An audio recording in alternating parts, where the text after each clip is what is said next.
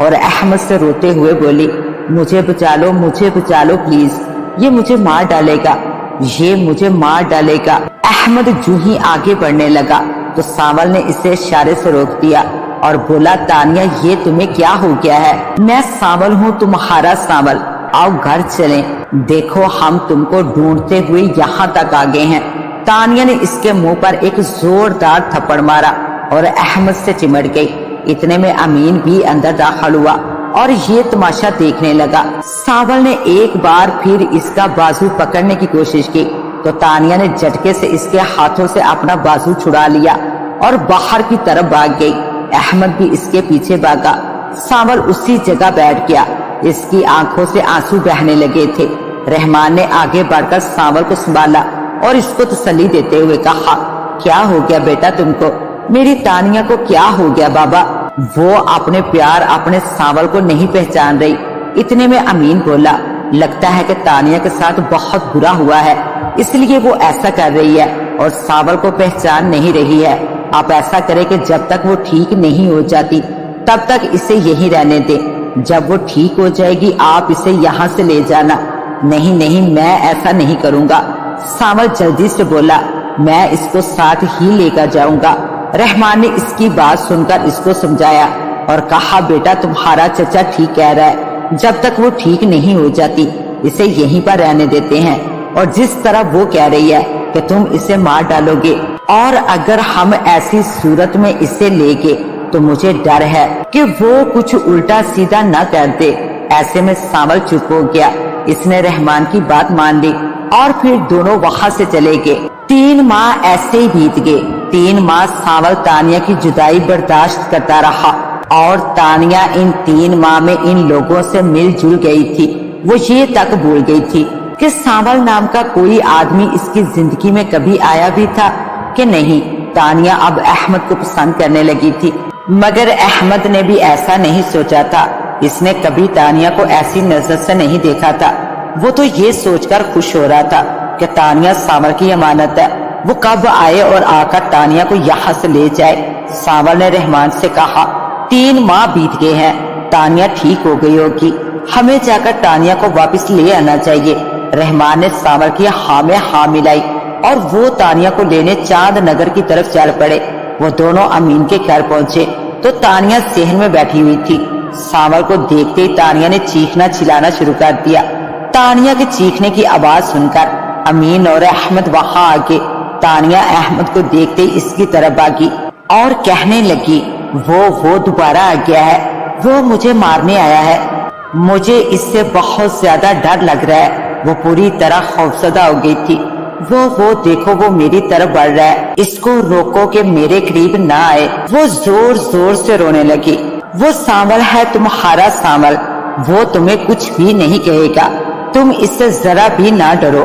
نہیں اسے کہو کہ وہ یہاں سے چلا جائے، مجھے اس سے کوئی بھی بات نہیں کرنا اور نہ ہی کچھ سننا ہے، وہ مجھے مار دے گا۔ سانول کے دل پر یہ الفاظ بجلی کی طرح گرے اور وہ وہاں سے اٹھ کر چلا گیا اور جنگل کی طرف نکل گیا۔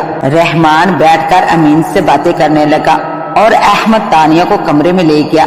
رحمان نے امین سے پوچھا، مجھے سمجھ نہیں آ رہی ہے کہ تانیہ بیٹی کو ہوا کیا ہے، وہ سانول کو پہچاننے سے انکار کیوں کر رہی ہے؟ وہ زندگی تھا اس کی، مگر اب یہ اسے پہچاننے سے انکار کر رہی ہے۔ ایک ساتھ دونوں پڑھے لکھے ہیں اور تانیہ کے کہنے پر ہی وہ اس کو گھر لے کر آیا تھا، لیکن اب یوں لگ رہا ہے کہ جیسے اسے کچھ ہو گیا ہے۔ پتہ نہیں یار اس بچی کو کیا ہو گیا ہے، حالانکہ وہ بالکل ٹھیک ہو گئی تھی، لیکن آج سانول کو دیکھنے کے بعد اس کی وہی حالت ہو گئی ہے۔ لگتا ہے کہ اس کے ساتھ ضرور کوئی ایسا واقعہ ہوا ہے جس نے اس کو سانول سے خوفزدہ کر دیا ہے۔ پتہ نہیں، مجھے تو کچھ بھی سمجھ نہیں آ رہی ہے، رحمان نے کہا اور پھر اٹھ کر چلا آیا۔ جب وہ اپنے گاؤں پہنچا تو اس کو پتا چلا کہ سانول ابھی تک گاؤں نہیں پہنچا ہے۔ وہ کہاں چلا گیا ہے؟ مجھے کیا پتا کہ وہ کہاں چلا گیا ہے۔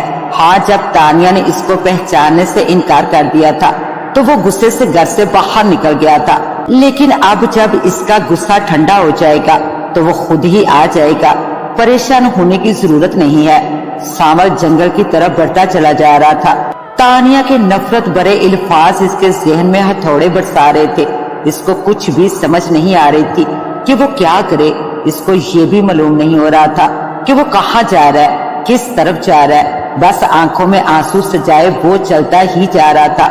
दोपहर से शाम और शाम से रात हो गई, मगर वो तानिया की यादों से उस वक्त बाहर आया जब इसके कंधे पर किसी ने हाथ रखा और इसको आवाज सुनाई दी, सावल। अपना नाम किसी की जुबान से सुनकर वो चौंक उठा। मुड़कर देखा तो सामने एक खूबसूरत दुशीजा खड़ी थी। वो हैरान हो रहा था कि इतनी खूबसूरत लड़की अकेली इस जंगल में क्या कर रही है। चांद की रोशनी हर तरफ फैली हुई थी और इस लड़की का खूबसूरत चेहरा वाज़िया दिखाई दे रहा था। तुम कौन हो, कहाँ से आई हो और इस वक्त यहाँ क्या कर रही हो? इसने एकदम कई सवाल कर दिए। वो मुस्कुराते हुए बोली, मेरा नाम सहर बानो है। मैं अपने साथियों के साथ यहाँ से गुजर रही थी। ना जाने मेरे तमाम साथी कहाँ चले गए हैं। मैं इनको ढूंढ रही थी कि तुम मुझे दिखाई दिए, लेकिन तुमने अपने बारे में नहीं बताया कि तुम कौन हो और यहाँ क्या कर रहे हो। मेरा नाम सावल है और मेरा महबूब, मेरा प्यार मुझसे रूठ गया है। मैं इसकी यादों में खोया हुआ यहाँ चला आया हूँ। मुझे कुछ भी नहीं पता चला कि अंधेरा हो गया है, लेकिन मैं तो चला। अब तुम ढूंढो अपने साथियों को। वो उठने लगा तो वो बोली, मैं एक औरत जात हूँ। मुझे तो पहले ही इस जंगल से खौफ आ रहा था और अब तुम भी अगर चले गए तो मैं हो सकता है कि खौफ से मर जाऊं। क्या आप उस वक्त तक मेरा साथ दोगे जब तक मेरे साथी मुझे मिल नहीं जाते? लड़की की बातें सुनकर वो चुप सा हो गया और फिर बोला, कहती तो तुम ठीक हो। तुम इस घुनौने जंगल में रात की इस तारीखी में इनको कहाँ तलाश करोगी?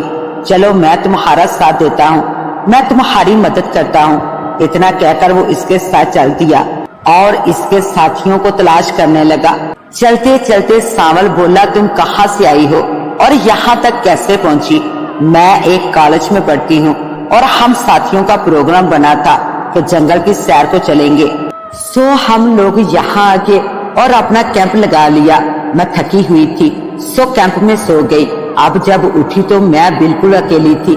ना जाने मेरे साथी कहाँ चले गए हैं। मैं इनकी तलाश में निकल पड़ी और अब मैं ये भी भूल गई हूँ कि मेरा कैंप किस तरफ लगा हुआ है। मैं जंगल में उनको तलाश करते करते कहाँ तक आ गई हूँ, किस तरफ आ गई हूँ। इस लड़की ने अपनी तमाम कहानी मुख्तसर सुना दी और सावल ने भी तानिया के बारे में इसे सब कुछ बता दिया। सावल को खुद भी जंगल के रास्तों का पता नहीं था, लेकिन इसके बावजूद भी वो इसकी मदद कर रहा था। चलते चलते वो बहुत ही दूर निकल गए थे। ना जाने किस तरफ चले गए थे, ये दोनों को ही पता न था। सावल, मैं थक गई हूँ, मुझसे मजीद नहीं चला जाएगा। इतना कहकर वो एक दरख्त के तने के साथ टेक लगाकर बैठ गई। वो भी थका हुआ था। वो भी इससे कुछ दूर बैठ गया और फिर लेट गया। लेटते ही इसको नींद आ गई और वो सो गया। जब वो उठा तो इसने देखा कि सहर इसके पास नहीं है। वो कहाँ चली गई थी? वो सोचने लगा। इसने इधर उधर देखा, लेकिन इसको वो कहीं भी दिखाई न दी। इसने इसको आवाजें लगाई, लेकिन इसको इसकी किसी भी आवाज का जवाब नहीं मिला। वो उठकर एक तरफ चल दिया। अभी कुछ ही दूर गया था कि इसको किसी के हंसने की आवाजें सुनाई दी। जहाँ हंसने की आवाजें आ रही थी वहाँ कुछ रोशनी थी। सावल उस रोशनी की तरफ चल दिया, लेकिन इर्द गिर्द का माहौल देखकर इसको यूं लगा जैसे ये वो जंगल नहीं है जहाँ वो दोनों मौजूद थे। ये तो कोई और ही जगह थी। ये कौन सी जगह थी वो भी नहीं जानता था। वो जू जू रोशनी की तरफ बढ़ रहा था तो रोशनी तेज होती जा रही थी और ये तो कोई हवेली थी जिसमें वो घूम रहा था और रोशनी किसी कमरे से दिखाई दे रही थी। हैरानगी के साथ साथ डर भी इसकी रगों में समाने लगा, लेकिन वो अब कुछ भी नहीं कर सकता था मां स्वाए इसके कि वो पता करे कि कमरे में रोशनी क्यों है और हंसने की आवाजें किसकी हैं। वो चलता हुआ कमरे के पास जा पहुंचा। इसने अंदर जानकर देखा तो अंदर इसको सहर दिखाई दी। वो अकेली नहीं थी, इसके साथ कोई और भी था और वो दोनों बातों के दौरान हंस भी रहे थे। इसको इनकी बातों की समझ नहीं आ रही थी। वो चाहता था कि वो इनकी बातें सुने और जाने कि वो कौन है और ये किस जगह पर है। वो ये सोचकर और करीब हो गया اب اس کو ان کی آوازیں صاف سنائی دے رہی تھی، اسے سحر کی آواز سنائی دی۔ میں اس لڑکی کے عاشق کو بھی یہاں لے آئی ہوں۔ اچانک زور زور سے ہنسنے کی آواز آنے لگی تو جواب میں کسی مرد کی آواز سنائی دی، سحر بانو تم نے بہت اچھا کام کیا ہے، اس کے لیے تم کو ہم ایک بہت بڑا انعام دیں گے۔ سانول یہ سن کر دنگ رہ گیا، یہ کیا باتیں ہو رہی ہیں؟ جب اس آدمی نے پیچھے مڑ کر دیکھا تو مارے ڈر کے سانول کی چیخ نکلتے نکلتے رہ گئی، کیونکہ اس کی شکل اتنی بھیانک تھی کہ کوئی کمزور دل والا ہوتا تو وہ اسے دیکھ کر وہی خوف سے مر جاتا۔ اس کی شکل اتنی بھیانک تھی